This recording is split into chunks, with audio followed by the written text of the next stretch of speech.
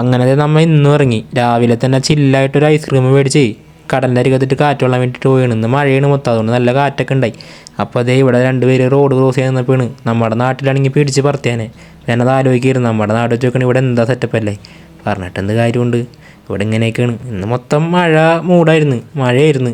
അപ്പോൾ നോക്കിയപ്പോൾ ഒരു സായിപ്പ് ചൂണ്ടിടണം. നമ്മൾ അതൊന്ന് മുട്ടി ചൂണ്ടിടാൻ തരുമെന്ന് ചോദിച്ചു. അപ്പോൾ പുള്ളി പറഞ്ഞില്ല, തരില്ല, ലൈസൻസ് വേണമെന്ന് പറഞ്ഞു. അപ്പം ഞാൻ അങ്ങോട്ട് പോന്നു. അത് ഞങ്ങൾ കുറച്ച് മീറ്റ് മേടിക്കാൻ വേണ്ടിയിട്ട് പോയി. റേറ്റൊക്കെ നോക്കി. അങ്ങനെ ഞങ്ങൾ ഫുള്ള് ചിക്കൻ അങ്ങോട്ട് വേഞ്ചി, ഒന്നും നോക്കിയില്ല.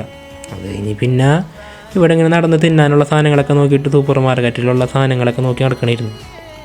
അത് കഴിഞ്ഞിട്ട് വന്നിട്ട് നമ്മുടെ നാട്ടിലെ തേങ്ങയൊക്കെ ഇവിടെ കിട്ടും കേട്ടോ. തേങ്ങയുടെ ഒരു വില എന്ന് പറഞ്ഞാൽ 100 രൂപ, കുഴപ്പമില്ല. പിന്നെ വെളുത്തുള്ളിയൊക്കെ 400 രൂപ ഉണ്ട്, 400 രൂപ. നാട്ടിൽ എത്രയാണെന്ന് എനിക്ക് അറിയാൻ പാടില്ല. പിന്നെ സെൻസോടെ ഇതിനൊക്കെ പൈസ കേട്ടാ.